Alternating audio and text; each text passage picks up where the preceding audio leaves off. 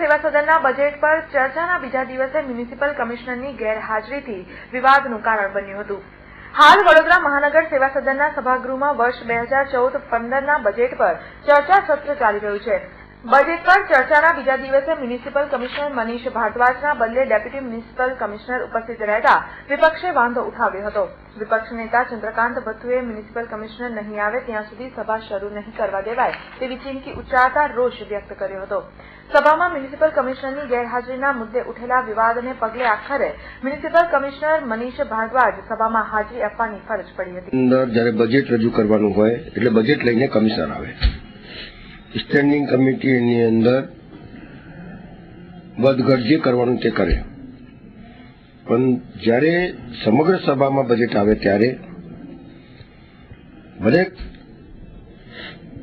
Standing કમિટીના ચેરમેને વધઘટ કર્યું હોય તો પણ ઘણા એવા પ્રશ્નો હોય છે જેની અંદર કમિશનરને ડાયરેક્ટ પૂછવાનું હોય છે કે ભાઈ આ વધારેનું કામ કે આ વધારે પૈસા કેમ વધારવા પડ્યા તમારે, અથવા કામ કેમ લઈને આવ્યા, આ કરવાથી શહેરને શું નુકસાન છે, શું ફાયદો છે, તમામ બાબતોની ચર્ચા જ્યારે ચાલતી હોય સમગ્ર સભાની અંદર અને આખા વર્ષનું સર્વૈયું જ્યારે સભામાં ચાલતું હોય ત્યારે કમિશનરે હાજર રહેવું પડે એ બધા સભાસદોનું માન અને સન્માનનો સવાલ છે.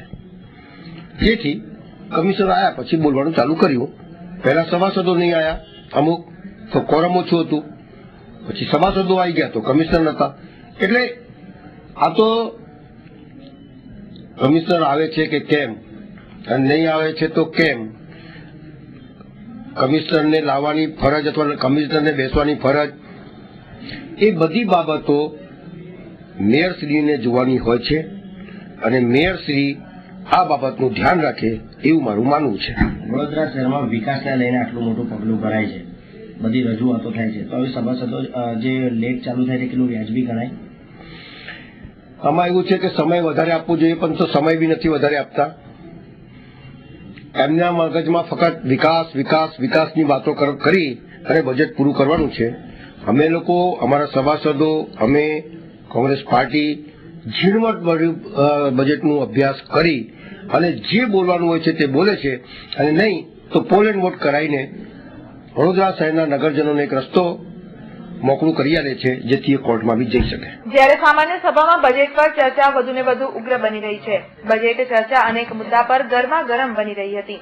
કાઉન્સિલર રાજશાયરે રોડકામમાં વ્યાપક ભ્રષ્ટાચારના આક્ષેપ લગાવ્યા હતા અને પશ્ચિમ વિસ્તારને સતત અન્યાય કરતો હોવાનું પણ જણાવ્યું હતું.